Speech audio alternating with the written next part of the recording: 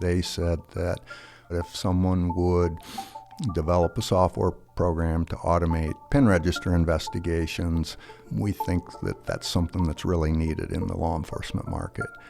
And I told him at the time, I have no idea what a pen register is. I don't know what law enforcement people do with pen registers, but I'm all about making software that people need that doesn't seem to exist. From Grindstone Media, this is Nebraska Made, a narrative journey through the lives of Nebraska's most inspiring business leaders. We unpack the intimate details of how our guests navigated obstacles and built their companies in pursuit of the good life. I'm JT Martin, and our guest today is Mike Murman, the founder of PenLink and Glacial Till Vineyard.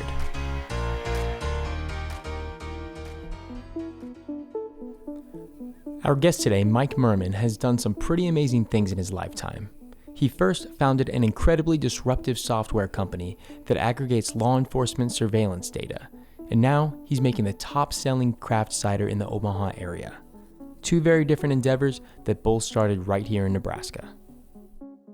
Well, I'm originally from Hastings, Nebraska. Actually, I was born in Wood River, so Scott Frost and myself are from Wood River, Nebraska. I liked Hastings.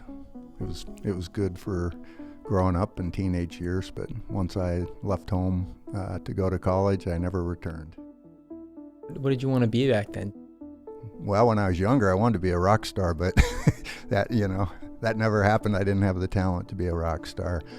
I don't know. I just knew that I wanted to go and make a difference. My mom will say today that when I was a young kid, I would always tell her I was going to be a millionaire. So I don't know exactly what I was going to do, but I wanted to be successful and do something significant when I got older. What did you study at UNL? I was in business college. I started out as an accounting major, and after my freshman year into my sophomore year, I took a test, and I think I got a 40% on it, and I never went back to the class again. My dad always had a thing about college. My parents helped me with school, but if I got below a C, I had to pay for the hours of the class. So I waited until Christmas time to come home and brought my girlfriend home at the time, which is now my wife, to break the news to my parents. I wasn't an accounting major anymore, and I know I need to pay for the class. So I changed majors, and I went into just general business marketing. And then my junior year, I started working at a startup at that point in time called Selection Research. Selection Research ultimately became Gallup, but at the time I was working there, it was Selection Research. So I started there in 1978, and then when I graduated from college in 79, I went to work for them full time. So after graduating college, Mike lands his first corporate job at Selection Research. It's a company that did survey research, personnel selection, management development, and general HR type work. Mike was the director of the talent center, in charge of recruiting and selection for various clients, but it wasn't long before he noticed that the corporate world just was not for him. Why did you end up leaving? One reason is, if you think back at what was going on in the early 80s, it was the beginning of kind of the PC revolution. I knew I didn't really have much of an opportunity to be pursuing software and software-related projects or businesses there. And then the second reason I left is a friend of mine had left Selection Research, and after he had left, I basically was fired and then rehired in the same day over what I would consider political reasons, that they just did not like the fact that I was maintaining a relationship with him. So it was pretty much brought to my attention that you have a choice. You can either work here or you can be friends with him.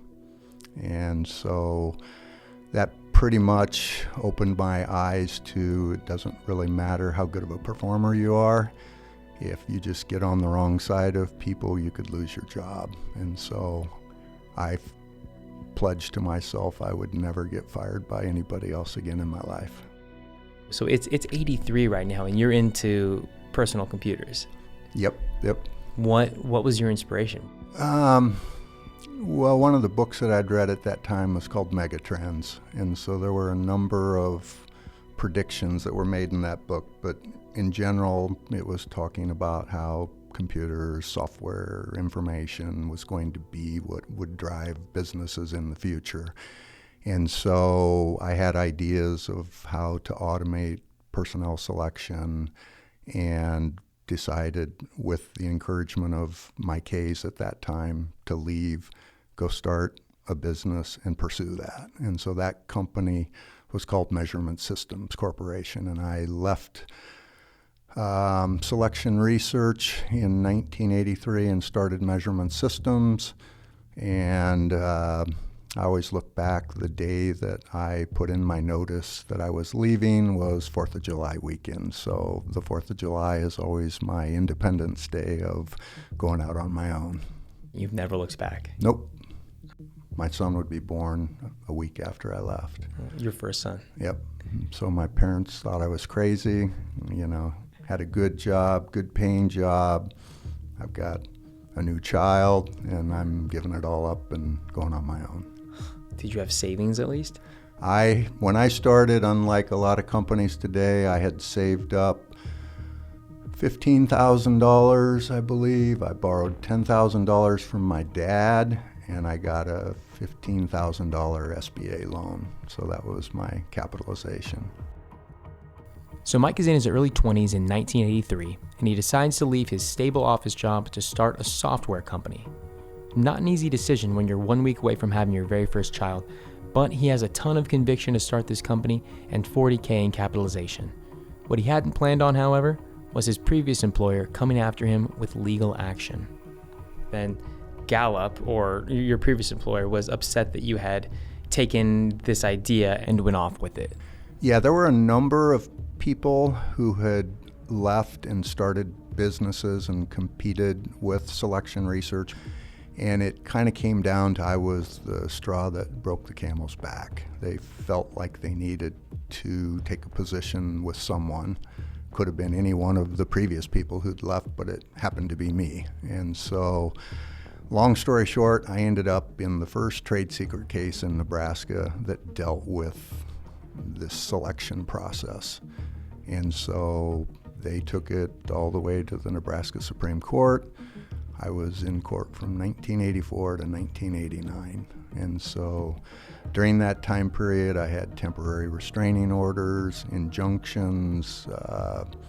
In my opinion, the whole purpose of the litigation was to tire me out and basically cause me to go out of business.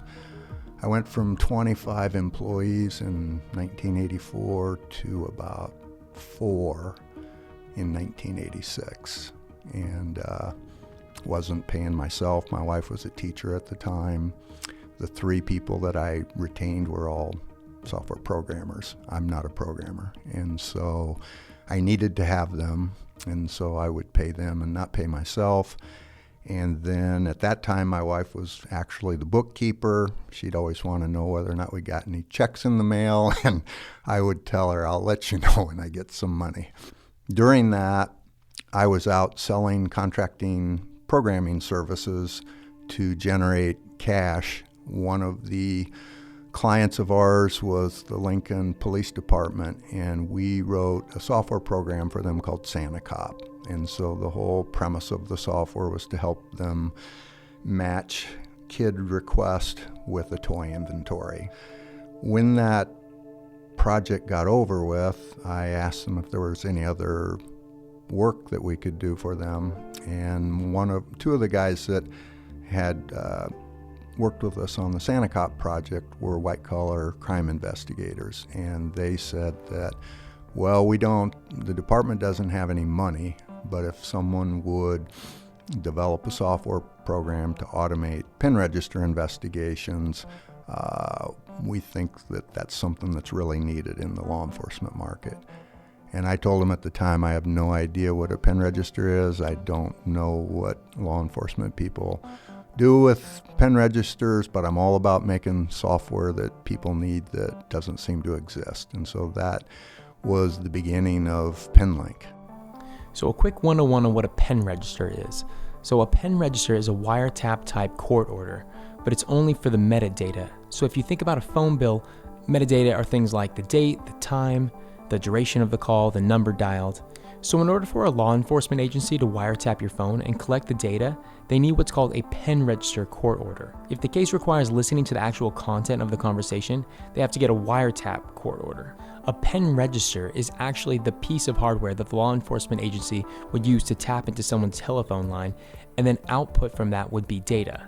So historically, the data was collected on a piece of cash register tape, and the investigators would take that receipt for their records. Well, you can see how this would get tedious after a while. So Mike thought, okay, if they can output this to printer tape, why can't they output it to a PC?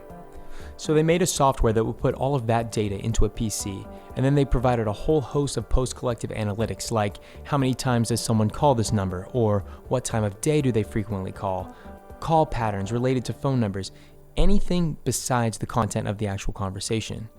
And this let large agencies like the Drug Enforcement Administration, who might use 2 to 3 to 4 different proprietary brands of pen register hardware, to be able to normalize all of this collected data.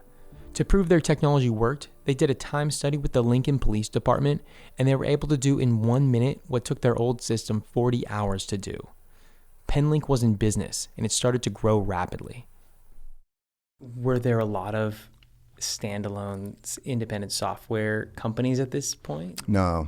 I mean, so what ended up happening is not being in law enforcement, not having a military background, they're very suspicious of a very young guy.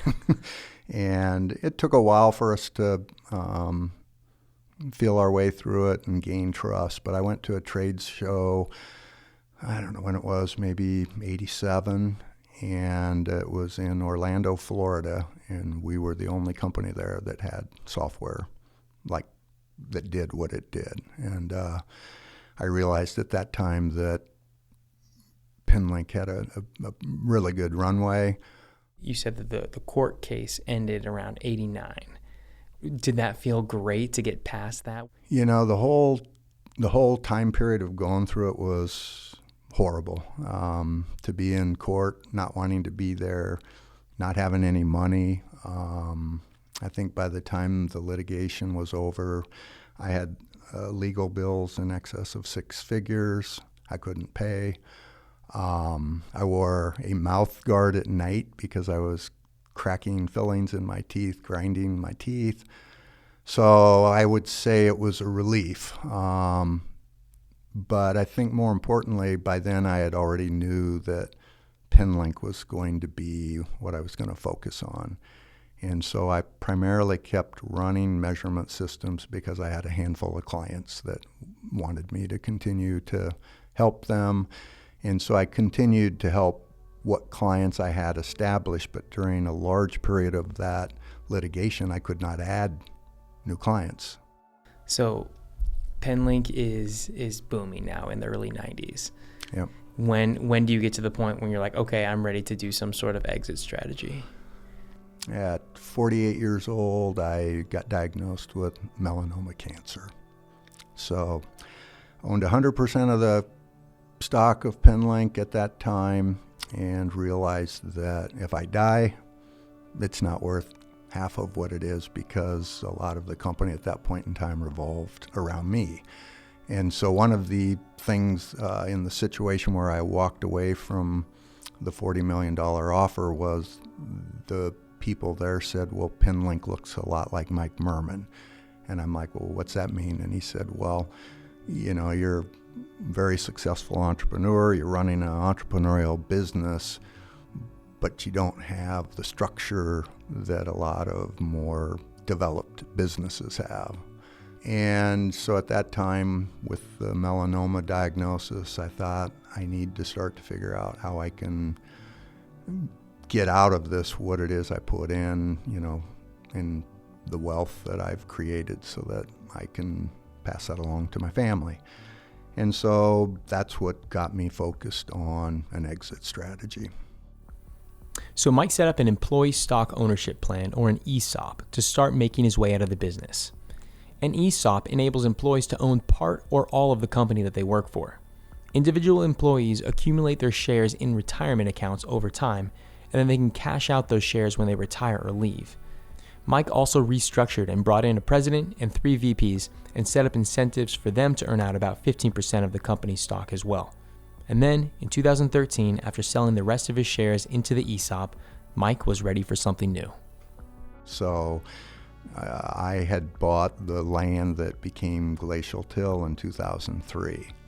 And we were growing grapes, and I was making homemade wine.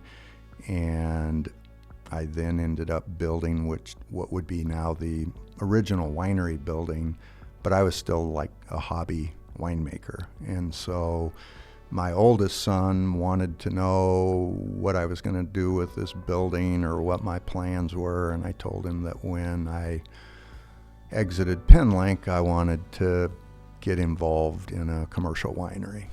And so my son at that time graduated from college. All 3 of my sons had been the ones that actually built the vineyard, planted the vines, put the trellises in. He wanted to pursue that. And so this would have been in 2008. I said, I can't do it because I'm still running PenLink, but I would be more than supportive financially to back you to help get this started. So the year's about 2008. Are people doing wine in Nebraska at this point? You know, really the late 90s, there was a pretty big push for people to start growing grapes in Nebraska, and James Arthur Vineyard would have been the first winery in the state. But I would go to what is the Nebraska Grape Growers and Winery Association annual meeting / conference and attend it, enter my homemade wine in their amateur wine competitions, go to classes, network with people in that business. So I was starting to do that in the early 2000s. At this point, did you want to focus on wine or cider? So what happened was 2014, we had a really bad frost. In Nebraska, as a farm winery, you have to use 75% Nebraska-grown grapes. They're trying to promote grape growing in Nebraska. Well, if your grapes freeze, you can't make any wine. And so here we are, got 3 sons in a business. We've been growing our wine production, increasing our sales year over year. But a number of things that we're realizing at that point in time. Wine sales is a tough business. If you go in and look in a liquor store, there's thousands of brands. What differentiates you from all the other ones on the shelf, let alone you're from Nebraska? And so my youngest son said, we should maybe think about getting some apple cider from Kimmel Orchards and making some hard cider. And he'd been doing some reading and said, hard ciders right now in 2014, I think, was growing like 11% a year. It was one of the fastest growing alcoholic beverage segments. And so we're like, why not? I mean, we can't make any wine. And actually, hard cider is a wine-based product. It's carbonated apple wine. What about starting both PenLink and Glacial Till in Nebraska specifically, do you think has helped you to grow? Well, I've always liked it here. So obviously, if you're the person running the business, you want to be where you're happy. So, to start with, I like Nebraska. I think the quality of people that you can find here and the values that they have is really important in building the company. And so I was very fortunate along the way to hire and retain very talented people. I mean, all of them were Nebraskans in the early days. You said that you like Nebraska. What do you like about being in Nebraska? Gravel roads. Nice, yeah. Last year, Glacial Till did about 80,000 gallons of cider and 5,000 gallons of wine. Cider is a gluten-free alternative to beer, it's gender neutral, and it only accounts for 1% of alcohol consumed in the US versus 5% in Europe, so there's plenty of room for industry growth. Last year, Glacial Till was the #1 cider in the Omaha region, even beating out Angry Orchard, and Mike plans to expand into new territories in the coming years. I'm JT Martin, and this has been a Grindstone production. Grindstone is one of the premier production and marketing firms here in Lincoln, offering everything you need to grow your business in 2020, from video and podcast production to social media management and media buying. You can learn more by visiting grindstoneagency.com. And I'd traveled all over the world. I'd been in wine countries in Chile and Argentina and California and everywhere, and studied what they did. I wanted to prove to the world that we could make world-class wine in Nebraska.